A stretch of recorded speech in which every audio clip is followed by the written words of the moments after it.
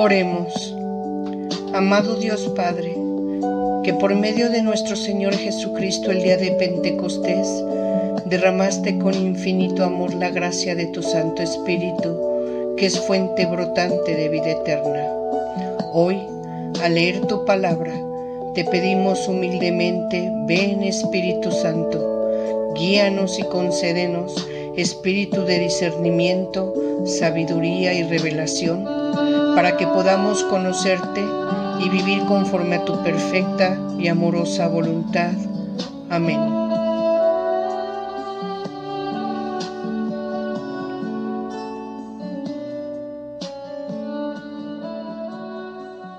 Con el gusto de saludarles.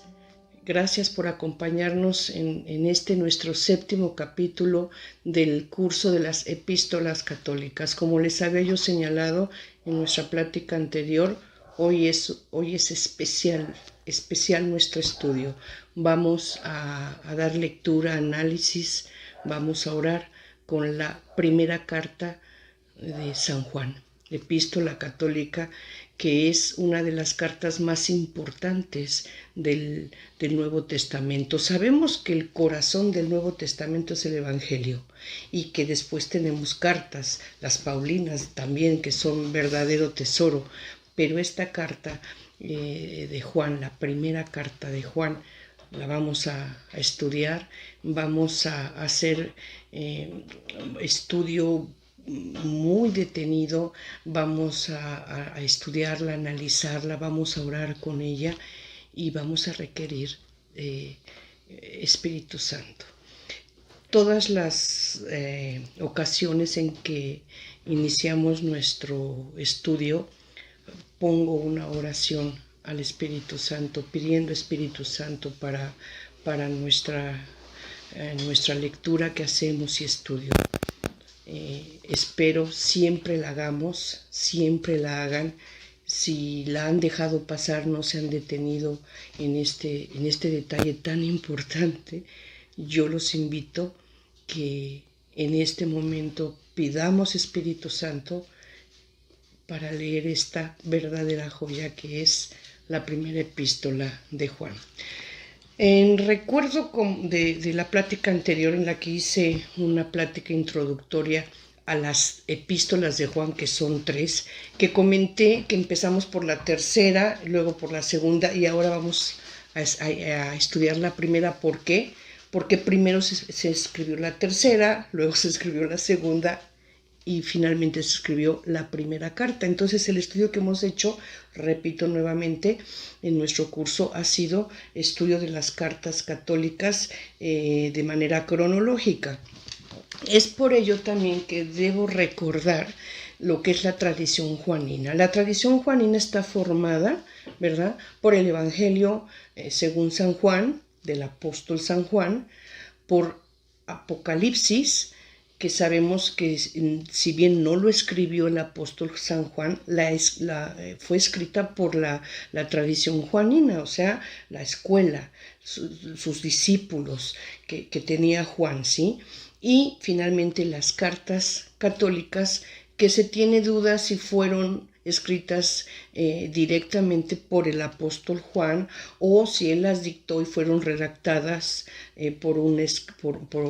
por otra persona o escritas por otra persona o posiblemente escritas por un discípulo en recuerdo de toda aquella enseñanza, todo aquello que había comunicado el apóstol Juan. Se tiene duda entonces en relación a las cartas católicas sobre la autoría, ¿sí? Muchos se inclinan a pensar que efectivamente el autor de las cartas católicas fue el apóstol Juan. Pero, ¿qué debemos de tener en cuenta aquí? Que el Evangelio, según San Juan, como ya señalé, se escribe entre el año 95 y 100. ¿Qué quiere decir? A lo largo de 5 años. En esos 5 años tuvo reescrituras, tuvo añadiduras. Entonces, en ese ínter es que se escriben las cartas católicas, ¿sí? Por este motivo es que el resultado final del Evangelio, que concluye en el año 100, ¿sí? Pues el Evangelio según San Juan es muy elevado, mucho más elevado que las cartas católicas, que también son ricas y tienen un contenido teológico y espiritual valiosísimo, ¿verdad? Pero desde luego es mucho más rico y más elevado el Evangelio de San Juan, como vamos a empezar a analizar y a ver a continuación. Veamos pantalla. Retomando la lámina de la plática anterior, y como ya señalé, el Evangelio de Juan, el Apocalipsis y las 3 epístolas de Juan forman la llamada tradición juanina del Nuevo Testamento, la cual surgió del pensamiento y enseñanzas cristianas del apóstol Juan. El Evangelio y las 3 cartas de Juan tienen semejanza de estilo, temas doctrinales y vocabulario, además de una teología trinitaria bien definida. La cristología y la neumatología del Evangelio es profunda, rica, en cambio las cartas no tanto. Aquí voy a explicar la palabra neumatología. Es una palabra de origen griego y la transliteralización de esta palabra en el alfabeto románico es neuma. ¿Qué significa neuma? Espíritu, aliento, soplo, viento, hálito, ¿sí? Es una forma en la que se refiere al Espíritu Santo. Entonces la neumatología es el Espíritu Santo, ¿sí? Continuamos viendo pantalla. El autor de la primera carta, que es la que estamos estudiando el día de hoy, es anónimo, no refiere quién es el autor. En cambio, en la segunda y tercera cartas, que las vimos hace 8 días en el capítulo anterior, el autor se hace llamar el presbítero. Si las cartas son de autoría del apóstol Juan, estas se escribieron en Éfeso. Pero si no las escribió el apóstol Juan, no podemos saber el lugar donde fueron escritas o redactadas. Ahora bien, vamos a pasar, ahora sí ya, de lleno al análisis, estudio de esta carta. ¿Cuál fue el motivo y el objetivo de esta primera carta que escribe Juan? Bueno, la iglesia estaba en crisis con la aparición de predicadores que negaban que Jesús fuera el Cristo, el Hijo de Dios. Esto era gravísimo, ¿sí? Sabemos que la iglesia pues estaba creciendo, ya había convertidos en diferentes lugares de Asia, Macedonia, en Jerusalén, todo lo que era Judea. O sea, la iglesia crecía rápidamente, ¿sí? Los convertidos, ya sea judíos convertidos al cristianismo o paganos convertidos a la gentilidad, porque así se les llamaba, crecían en número diariamente. Entonces, esto obviamente empezó a provocar que los predicadores fueran creciendo también, que se hiciera necesario que más predicadores llevaran la palabra, pero desgraciadamente dentro de estos predicadores, maestros, surgieron maestros pseudo profetas que empezaron a transquiversar, empezaron a contaminar esta enseñanza que Jesús nos había dejado a través de sus apóstoles, a través de sus actos de poder, que eran signos, los que llamamos milagros, sus parábolas, su forma de vivir, su forma de mostrarse, ¿verdad? Era muy clara. Él había hablado con sus apóstoles, había llevado un mensaje. ¿Cuál era? La voluntad de su Padre. Él estaba comunicando la voluntad de su Padre, estaba revelando a su Padre. Él, lo dijo en repetidas ocasiones, obedecía a su Padre y actuaba conforme a la voluntad de su Padre. Desgraciadamente, surgen pseudo profetas, pseudo maestros que empiezan a predicar muy a su estilo, muy a su pensar y desechando lo que no les convencía y cosas delicadas, graves, como ya señalé, negaban que Jesús fuera el Cristo. Sabemos que Cristo es Mesías, o sea, Mesías en hebreo, Cristo en griego, ungido en español. Entonces, ¿qué quiere decir? Ellos estaban esperando al Mesías. ¿Quién era el Mesías? Aquel que había prometido Dios a través del profeta Natán a David, a través de Jacob, cuando le da la bendición a su hijo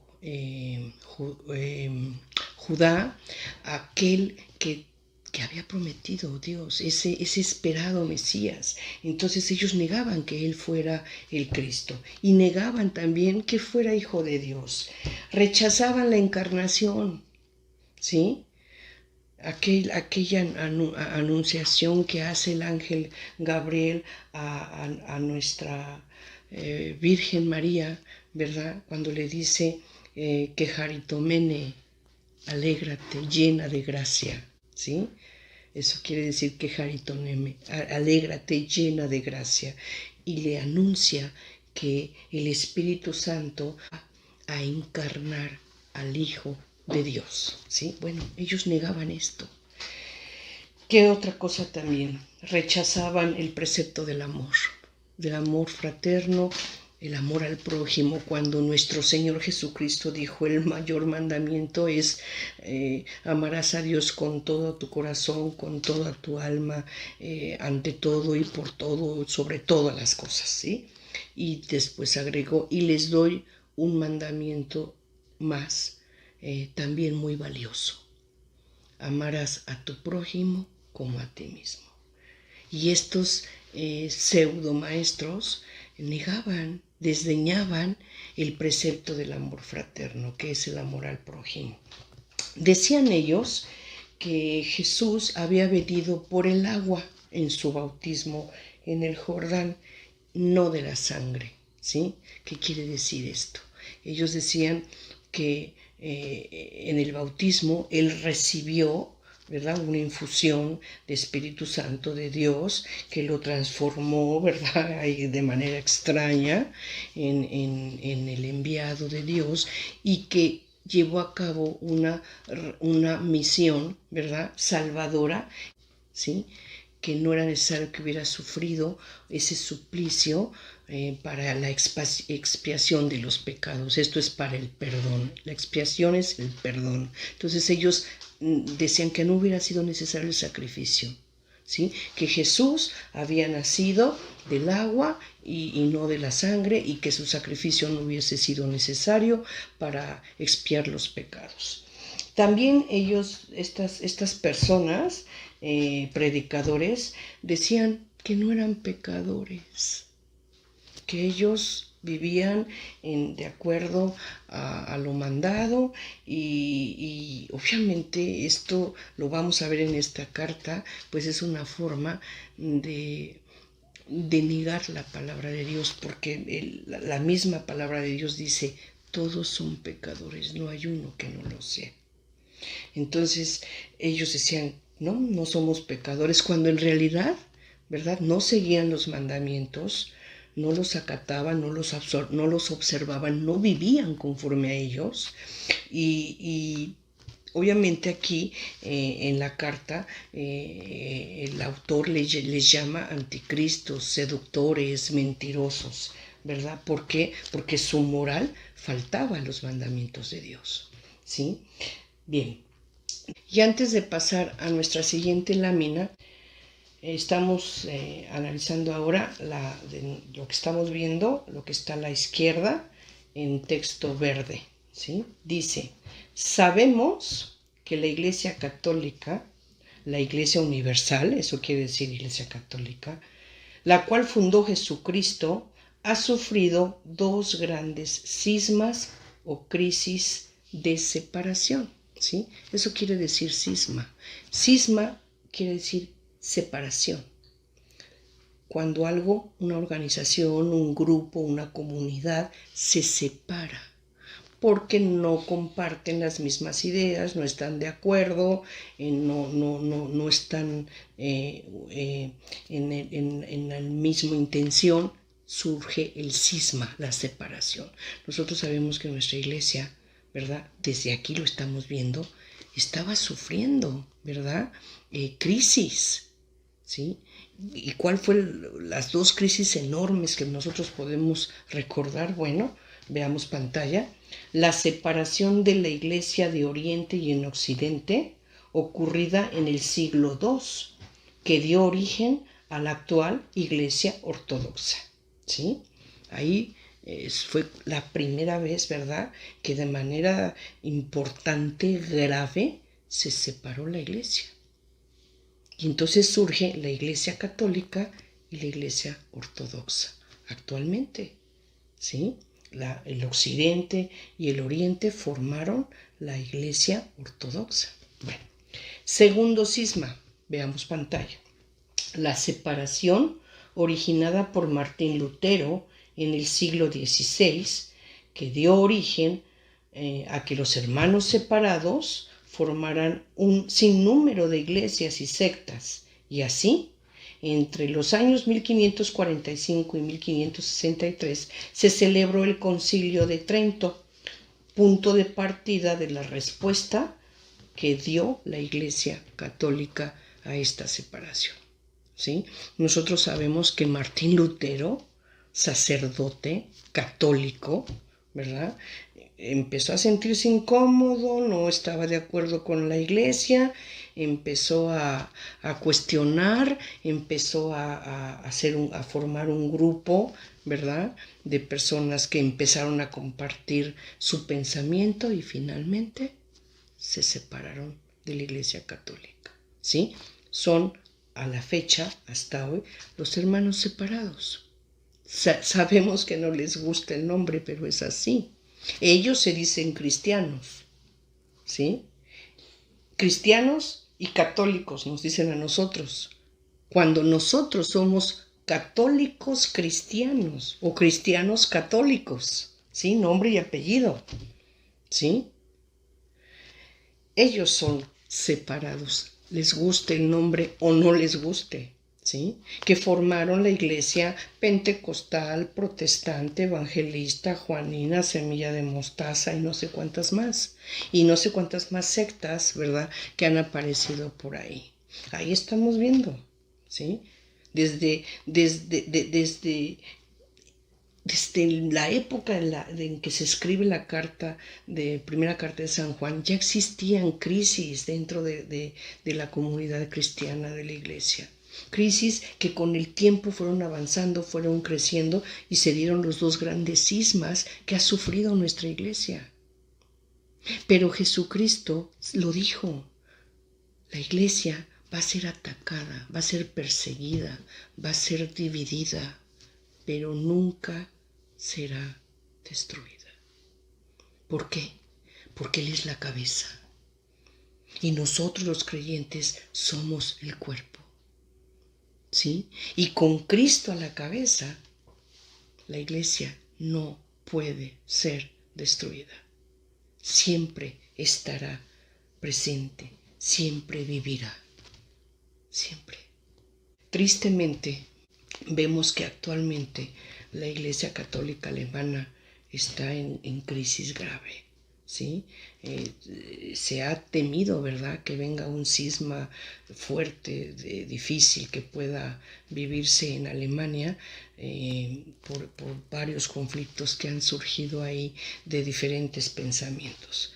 Oremos, pidamos a Dios porque dé luz a todas estas personas, en especial de la iglesia en Alemania, que están queriendo cambiar aquellas enseñanzas o darle un enfoque diferente o entender o aceptar de manera diferente lo que claramente Jesús nos comunicó cuando llegó a este plano terrenal, ¿verdad?, a realizar, a llevar a cabo la gran encomienda de Dios, el ministerio, su misión.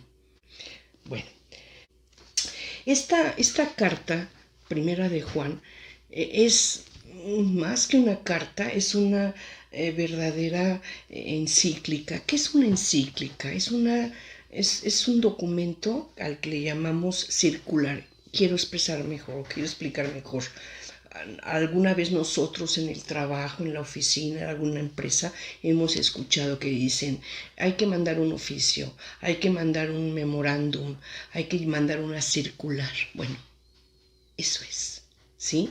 Aquí nosotros vemos que esta carta de San Juan, la primera carta de San Juan, es más bien una encíclica, o sea, es una circular. Es una circular solemne que va dirigida, ¿verdad?, a toda la comunidad, ¿verdad? ¿Para qué? Para tratar asuntos relacionados con la iglesia, con la doctrina que tenía y una exhortación. Una exhortación ¿a qué? A que caminen en la luz, en la verdad y en el amor.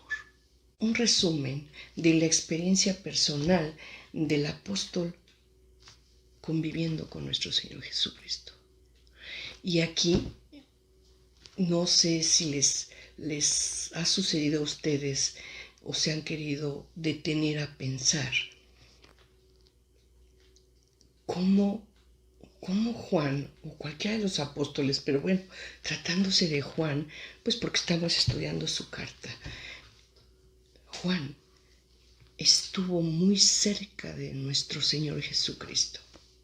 Y sabemos que nuestro Señor Jesucristo es Dios, es la segunda persona de la Trinidad, es el Hijo unigénito. Entonces, Dios hecho hombre en su naturaleza humana, conservando su naturaleza divina. Entonces, Juan lo vio. Alguna vez lo tocó, estoy segura que alguna vez por algún motivo lo habrá tocado, lo vio, habló con él, escuchó su voz, miró sus ojos. Juan estuvo cerca, muy cerca de él. Entonces, esta carta es el resumen de la experiencia personal que tiene Juan el apóstol en su diario vivir y convivir con Jesús, en el que vio los portentos que hizo, ¿sí? Los signos, como él le llama, ¿sí? Y que nosotros más los referimos como milagros.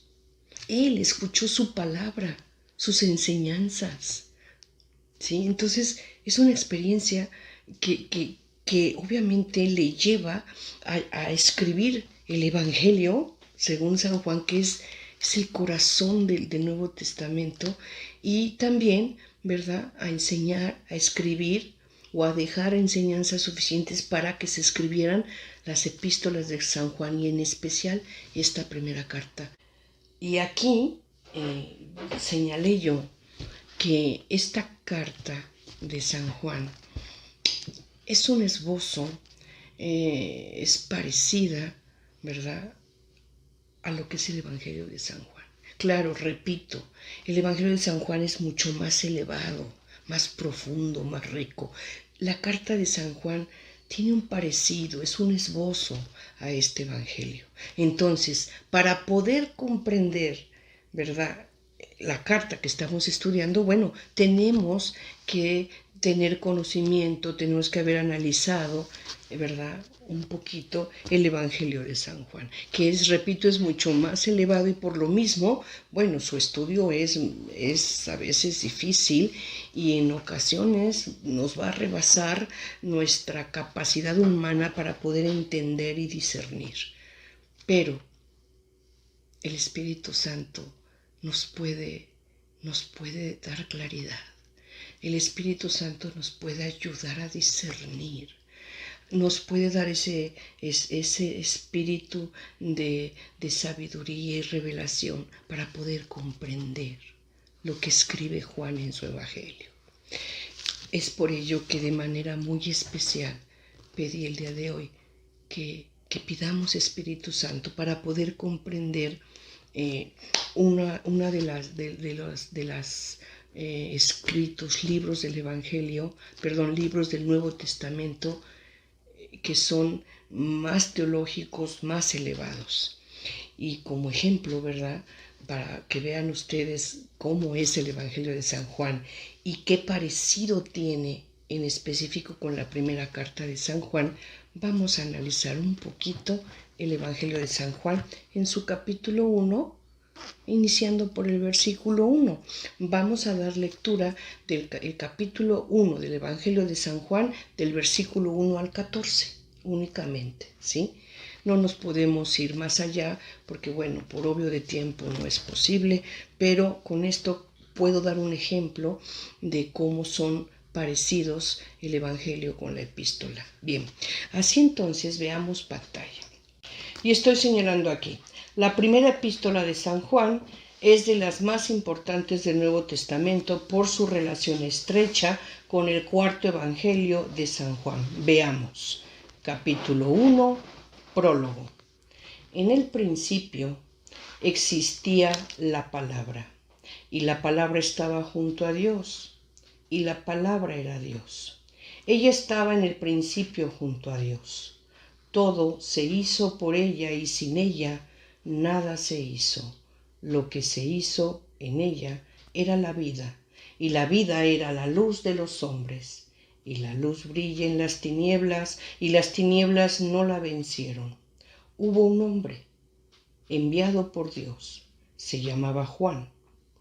Claro, es Juan el Bautista, no es Juan Apóstol. Continuamos. Este vino para testimonio de la luz, para que todos creyeran por él. No era él la luz, sino debía dar testimonio de la luz.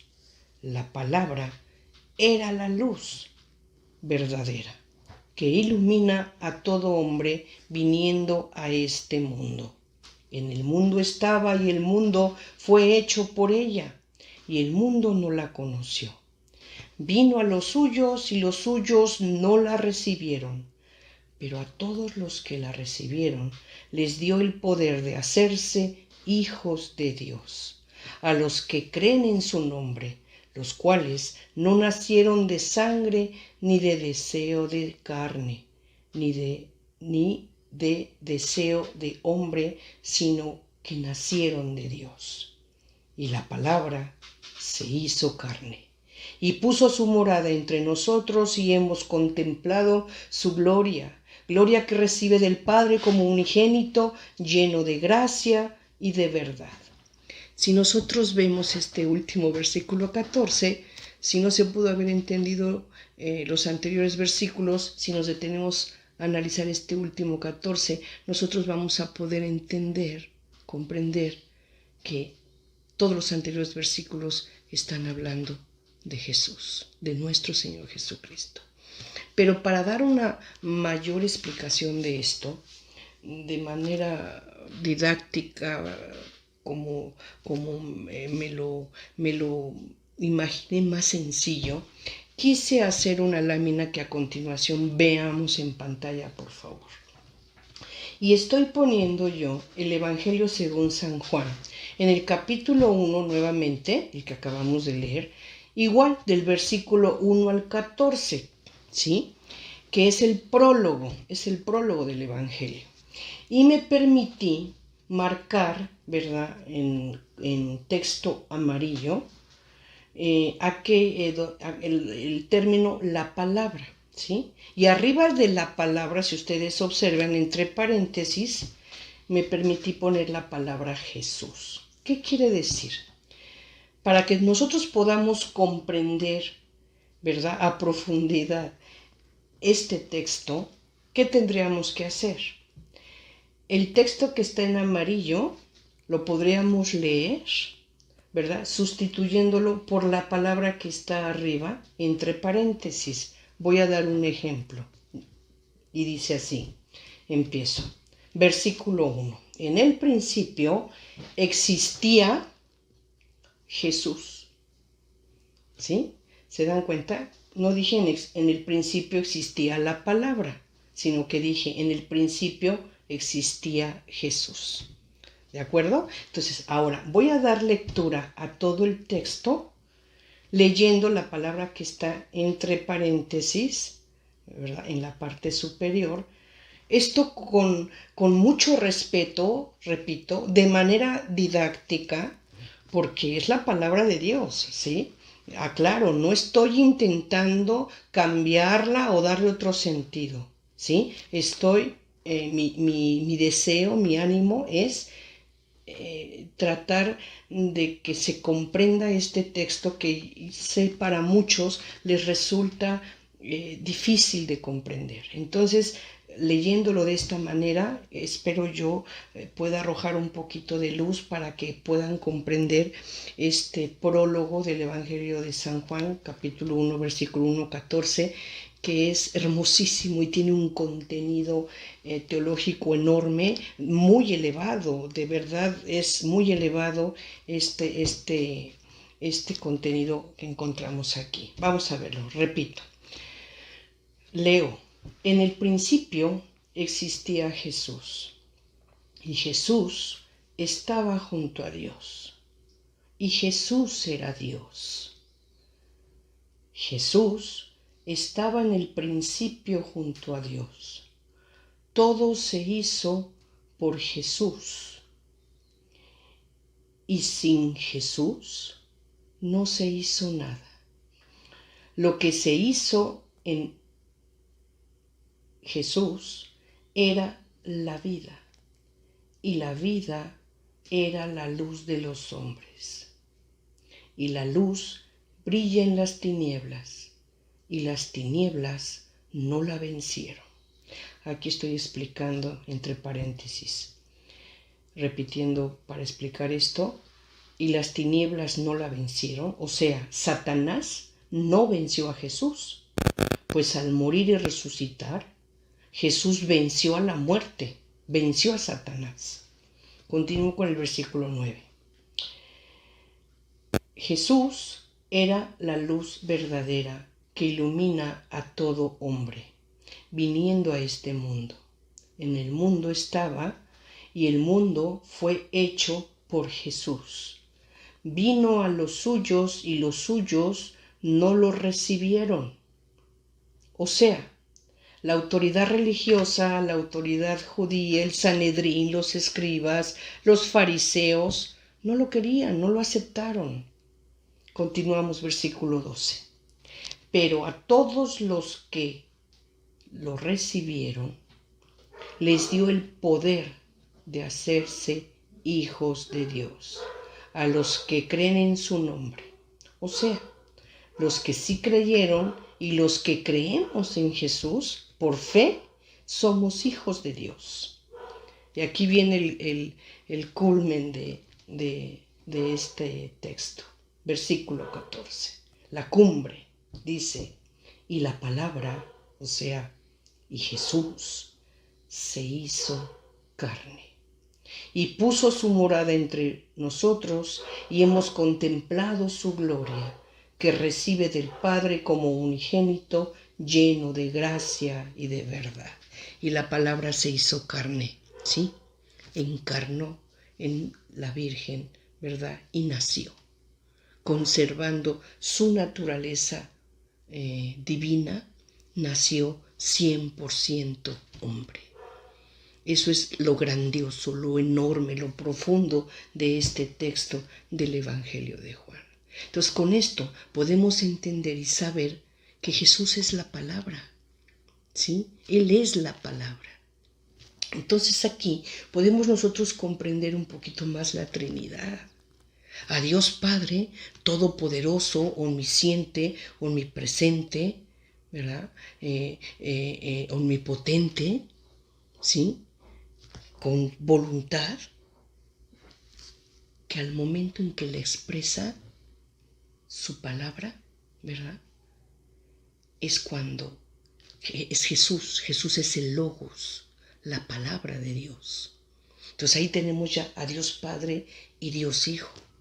Entonces, la voluntad de Dios todopoderosa, su palabra, el Hijo, cuando es expresada la palabra, el logos, ¿verdad? Jesús, el Espíritu Santo, que es la fuerza activa de Dios, entrando en acción para hacer todo aquello que Dios Padre en su voluntad así lo quiere. Es esto yo sé que es muy elevado, yo sé que tal vez muchos no lo comprendan, miren, debo confesar, ni yo mismo lo comprendo todo a profundidad. El que me diga que ha comprendido la Trinidad y lo sabe, y que le explique. Y ahí va a empezar los problemas, porque los misterios de Dios son enormes. Y parte de nuestra fe también es aceptarlos, ¿sí? Ese gran misterio, aceptarlo con humildad, ¿sí? Sin querer inventárnosla o explicárnosla lo que Dios no nos ha explicado, revelado, porque así lo ha querido Él. Dios nos ha revelado lo que Él sabe necesitamos saber. Dios nos dice lo que necesitamos saber. Los demás misterios de Dios que no han sido revelados por Dios, no nos angustiemos por investigarlos o saberlos. No necesitamos saberlos, necesitamos fe. Pero lo que sí podemos discernir, ¿verdad?, es la Trinidad. A Dios Padre, Dios Hijo, Dios Espíritu Santo, que lo encontramos aquí, ¿verdad?, en el Evangelio según San Juan, y que la vemos también no tan elevada en la carta primera de San Juan.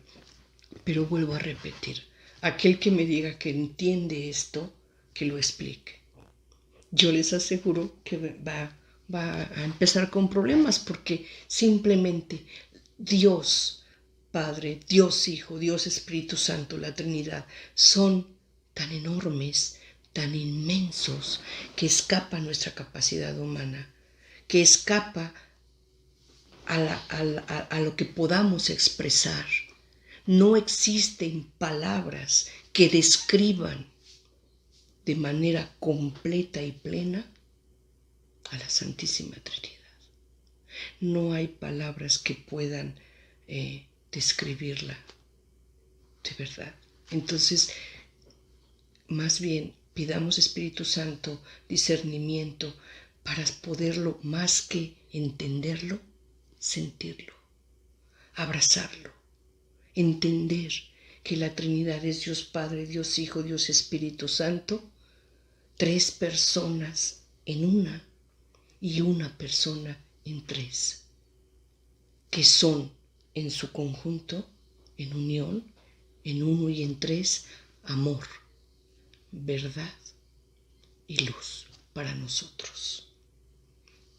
Y vivir gozosos, vivir llenos de esperanza, llenos de fe. No puede haber cristianos tristes, porque con esa revelación que nos ha dado Dios, no podemos ser tristes. Sabiendo cuál es esa vida que nos espera por ser hijos de Dios por la fe, como lo dice aquí el Evangelio en su capítulo, en su versículo 12, ¿verdad? El Evangelio de San Juan, capítulo 1, versículo 12. Pero todos los que le recibieron les dio el poder de hacerse hijos de Dios. O sea, todos los que tenemos fe en Jesucristo, todos los que creemos en Jesucristo, somos hijos de Dios. Aquí lo dice, y Dios no miente. Ahí está. Entonces, sabiéndonos hijos por adopción, porque Jesús es el unigénito, el único hijo, pero nosotros somos hijos por adopción, gracias a Jesucristo, gracias a su sangre, ¿verdad?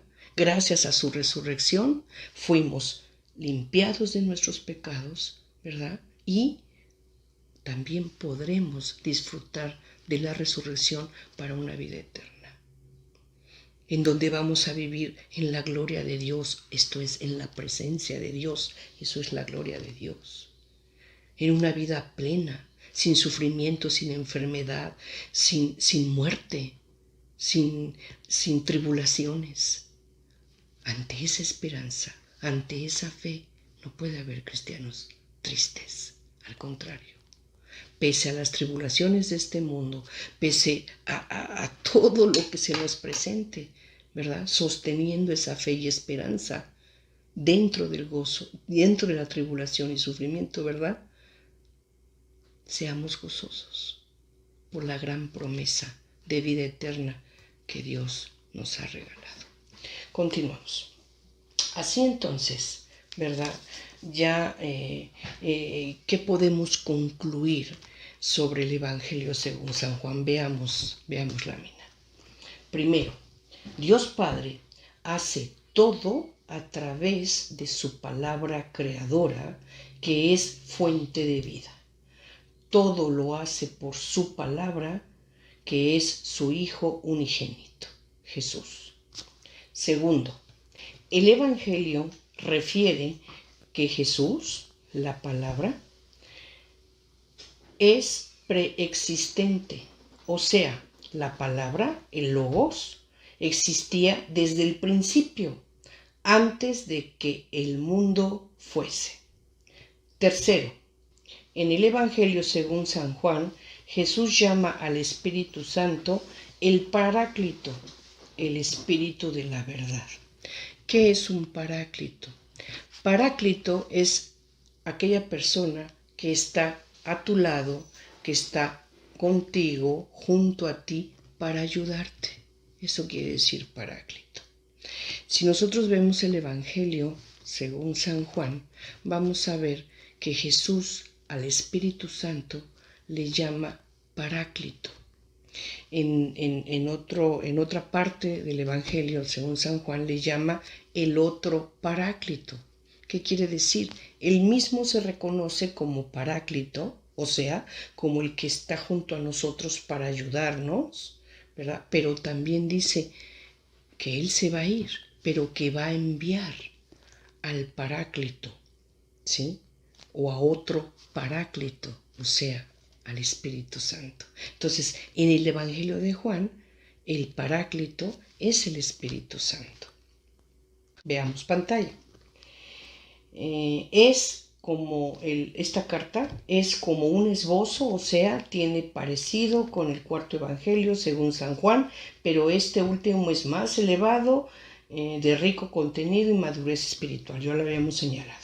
Es un testimonio vibrante de Juan, que vio, escuchó y estuvo presente en el ministerio de Jesús. Esto también ya lo señalé.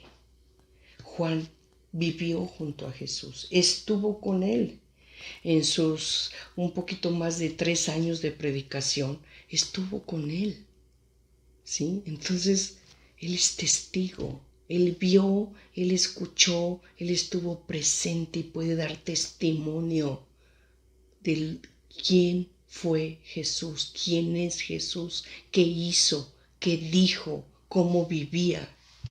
Él es como una guía, esta epístola es como una guía para vivir nuestra propia vocación. Es un prototipo de teología espiritual. Explico esto. Todos nosotros, ¿sí? Usted, yo, todos los creyentes, ¿verdad? Todos tenemos una vocación, ¿sí? Nuestra propia vocación. ¿Cómo vivirla? Bueno, atendiendo a la carta. Es una guía para que cada uno de nosotros podamos vivir nuestra propia vocación. Y cuando digo nuestra propia vocación, no me estoy refiriendo a aquella que nos permite desarrollarnos profesionalmente, trabajar y no, ¿sí? Estoy hablando hasta de aquella ama de casa que está en casa, no está saliendo a trabajar para llevar sustento a su casa, no. Estoy hablando del ama de casa que se queda a formar a sus hijos, a atender su casa. Eso es una vocación, ¿sí? Que si la lleva a cabo en voluntad de Dios, conforme a la voluntad de Dios, ¿verdad? Es porque esto fue dado en una infusión de Espíritu Santo, que le alimentó esa vocación para que pudiera realizarlo y hacerlo bien. Y estoy hablando también de la vocación de un sacerdote. Estoy hablando de la vocación de un artista, estoy hablando de la vocación de un científico, de un médico, ¿sí? Cada uno de nosotros en nuestra persona, nuestra personalidad, gustos, carácter, aptitudes, habilidades, ¿verdad? A eso se une aquello que sentimos como vocación, aquello que nos gusta, para lo que queremos desarrollar, lo que queremos hacer crecer, lo que queremos expresar y manifestar. Bueno, para poder llevar a cabo esa vocación, ¿verdad? Que Dios nos las puede dar llena de Espíritu Santo, ¿verdad? Nos podemos apoyar en esta carta de Juan como una guía, ¿verdad? Para llevar a cabo esa vocación, dicho de otra manera, para vivir. El diario vivir, ¿verdad? Es un prototipo de teología espiritual, esto es. Bien, después, en la carta, en ella se refiere más bien al Jesús humano. ¿Sí? Lo vamos a ver. En el Evangelio, según San Juan, está hablando de Jesús, la palabra, el logo, el preexistente, el que existía antes de que el mundo fuese. ¿Sí? Cuando Él era la palabra, todavía no encarnaba, todavía no tenía naturaleza humana. Esto es en el Evangelio. Pero en la carta se refiere a Jesús más bien en su aspecto humano, en su naturaleza humana. ¿Sí? Bien.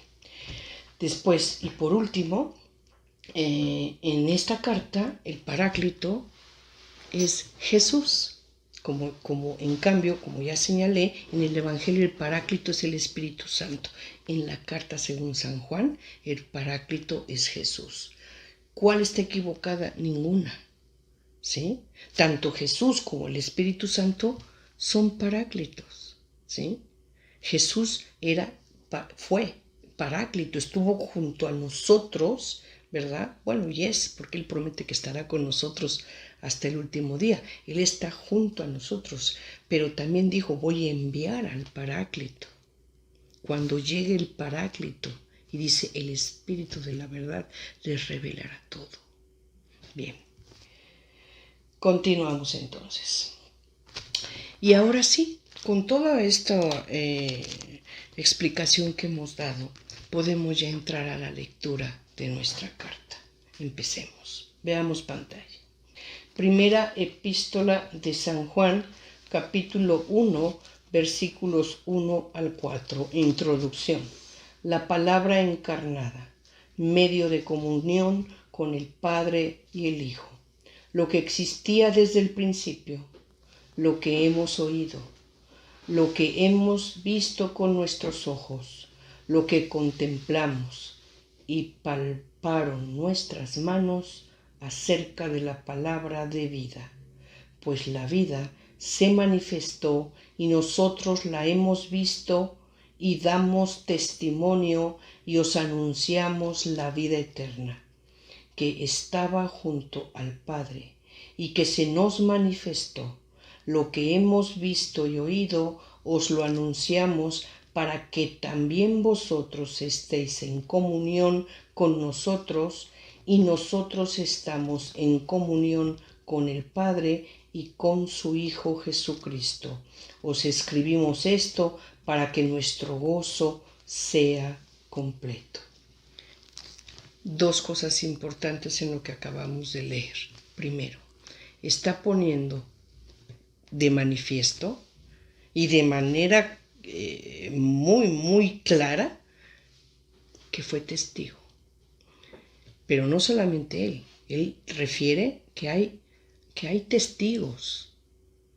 Muchos, sabemos que muchos si leemos la palabra. Entonces, él está hablando de que hay testigos, pero él es el primero que en este caso está expresando que vio, escuchó, estuvo presente. Si nosotros viéramos el Evangelio de Juan en la parte final, el Evangelio de Juan dice, ¿por qué escribe el Evangelio?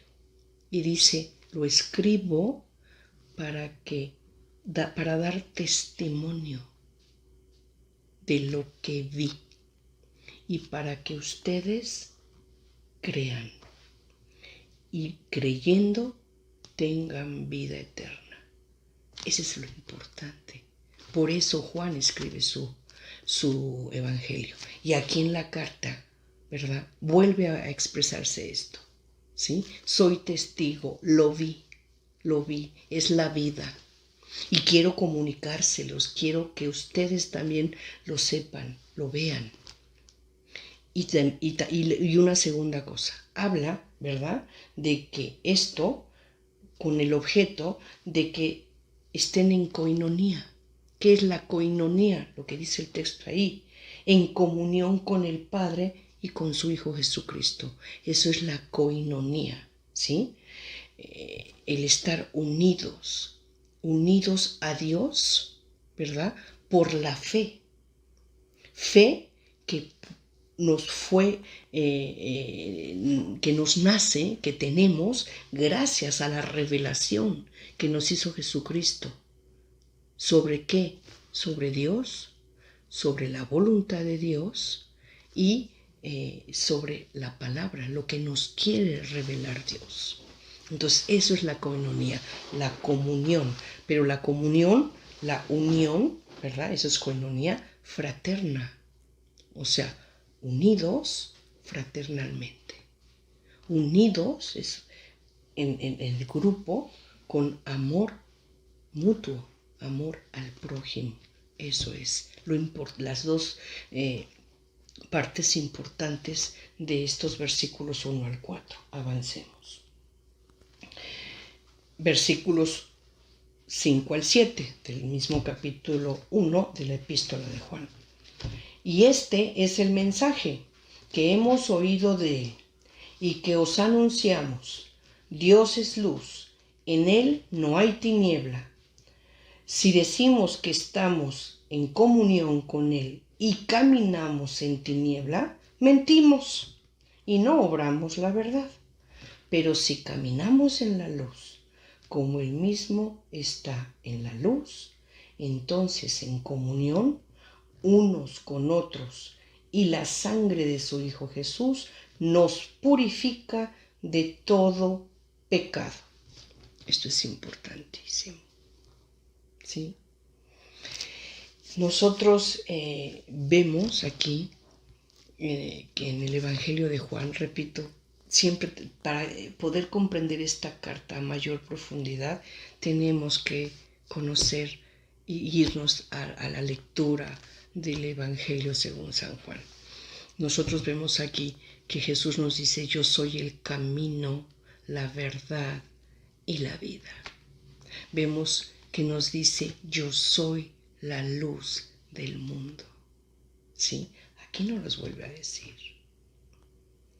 Jesús es el que nos arroja la luz, el discernimiento, el entendimiento, la guía, ¿verdad? Para poder vivir, poder obrar y para poder llegar, ¿verdad?, a Dios. Para poder vivir en integridad, conforme a su voluntad, siempre perfecta, siempre plena, siempre completa. A veces no lo vamos a entender, a veces no nos vamos a poder explicar el porqué de muchas cosas que no suceden o que suceden, pero tenemos que estar abrazados a esa fe, ¿sí? Él, Jesús, es el camino, es la luz. ¿A quién? A su Padre. Nadie puede llegar a Dios Padre si no es a través de nuestro Señor Jesucristo. Bien, y aquí habla nuevamente de la coinonía, que como ya dijimos, es la comunión de personas unidas a Dios por la fe. Fe que podemos tener gracias a que nuestro Señor Jesucristo nos la da, nos la comunica con su palabra, con sus enseñanzas, con su actuar, con los prodigios, signos, esto es milagros que llevó a cabo. Y aquí viene una pregunta muy importante, ¿verdad? ¿En dónde estamos? ¿Somos tiniebla o somos luz? Porque ¿quiénes son tiniebla? Bueno, pues la tiniebla obviamente son aquellos falsos profetas, pseudo profetas, predicadores que predican a su conveniencia, a su entender, a lo que mejor les parece, pero que están contaminando la verdad. Están contaminando el camino, están oscureciendo la luz o pretenden oscurecerlo. Nunca van a poder destruir, ¿verdad?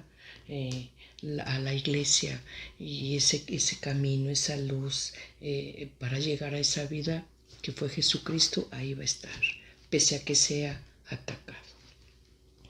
Y bueno, y por último, demos lectura ya al primer capítulo de esta carta, en continuación en sus versículos 8 al 10. Y dice, la condición, romper con el pecado. Versículo 8. Si decimos, no tenemos pecado, nos engañamos y la verdad no está en nosotros. Si reconocemos nuestros pecados, fiel y justo es Él para perdonarnos los pecados y purificarnos de toda injusticia. Si decimos no hemos pecado, le hacemos mentiroso y su palabra no está en nosotros. El objeto de la carta o el motivo por el que se escribe esta carta fue porque estaban surgiendo falsos maestros, falsos predicadores, que se decían ellos que ellos no tenían pecado. ¿Cuántos de los que estamos escuchando, yo misma, cuántas veces nos hemos sentido no tan malos, no pecadores? Alguna vez escuché a una persona muy querida para mí y me angustié mucho de verdad porque decía, yo vivo en paz. Bueno, eso es muy bueno. Yo vivo en paz, estoy tranquila, no soy pecadora. Cuidado. La palabra de Dios dice, y lo podemos leer, Dios dice, todos son pecadores. No hay uno que no lo sea. Entonces, cuando una persona diga, no soy pecadora, o no tengo pecados, ¿verdad? Cuidado. Porque cuando diga eso, entonces está diciendo que Dios es mentiroso. Y Dios no miente. Dios es verdad. ¿Sí? ¿A qué quiero llegar con esto de manera muy, muy especial? Hagamos un análisis de cómo vivimos. ¿Sí? Y muchas veces nos preguntamos, ¿por qué nos pasa tal o cual cosa? O muchas veces vemos a otra persona y le decimos, ay, pobre, pero si es tan buena, no merecía que le pasara. Ah, claro, no esto, lo que le suceda a una persona o lo que nos suceda a nosotros es enviado por Dios, no, ya hemos hablado de esto, ¿verdad? Hemos dicho que cuando una persona cae en pecado, Dios es tardo para la cólera, ¿sí? Es paciente, pero llega un momento en que nos suelta. Y ahí cuando nos suelta es cuando permite, ¿verdad?, que nos zarandee el maligno. Y ahí cuando nos suelta es cuando nos castiga. La forma de castigarnos es, nos deja y permite que nos zarandee el maligno. Pero también he señalado que a veces el sufrimiento no es castigo. Es parte del plan salvífico de Dios. ¿Y para qué? Para hacerte crecer en espiritualidad, para fortalecer tu fe, para que puedas discernir, entender, comprender, conocer dentro de esa tribulación el infinito amor de Dios, su misericordia y sí, su bendición y su poder. Siempre, siempre que estemos en una situación así, ¿verdad? Entendamos que puede ser o bien porque Dios nos ha soltado como castigo y estamos sufriendo eso, o bien porque Dios nos quiere mostrar algo, nos quiere hacer crecer. ¿Sí? Pero nunca jamás caigamos en el error de pensar que no lo merecemos o que no somos pecadores y que pobre, ¿por qué nos pasa esto? Si yo no le hago mal a nadie, si yo no, todos somos pecadores. Simplemente hagamos un examen de conciencia. ¿Cuál fue la última vez que mentiste? Está comprobado que las personas mienten alrededor de 18 veces al día. En pequeñas mentiras. ¿Cómo estás? Bien. Y está uno enojado. Eso es una mentira. Oye, ¿me harías el favor? Si hay problemas, si no, no. No, no hay problema, lo hago. Y estamos enojados. Estamos mintiendo. ¿Sí? ¿Cuántas veces al día, ¿verdad? Sentimos rabia, ira contra una persona? ¿Cuántas veces vemos a una persona y decimos, es que esto no lo puedo perdonar? Pequeños detalles, ¿eh? Estoy hablando de vida cotidiana, con nuestros hijos, con el esposo, con la esposa, la hermana, el familiar, el amigo, el vecino, el compañero de trabajo. ¿Cuántas veces en un día, pudiendo ayudar a alguien, no lo hacemos? Pudiendo sacarlo de un problema, de un error, de una duda, de trabajo, en la casa, en la calle, simplemente guardamos silencio. Es pecado de omisión. ¿Cuántas veces no actuamos como Jesús hubiera actuado? Siempre lo he dicho. En todo lo que hagamos en nuestra vida, en lo más mínimo, siempre preguntémonos, ¿esto que estoy haciendo lo hubiera hecho Jesús? Si la respuesta es sí, estamos bien. Pero si lo que estamos haciendo sabemos que Jesús no lo hubiera hecho, estamos mal y somos pecadores. Así de sencillito. Bueno, esto es solamente el primer capítulo de la epístola de San Juan. Una verdadera joya que estoy seguro vamos a seguir disfrutando. Yo los invito a que la lean en oración, entrando en conversación con Dios.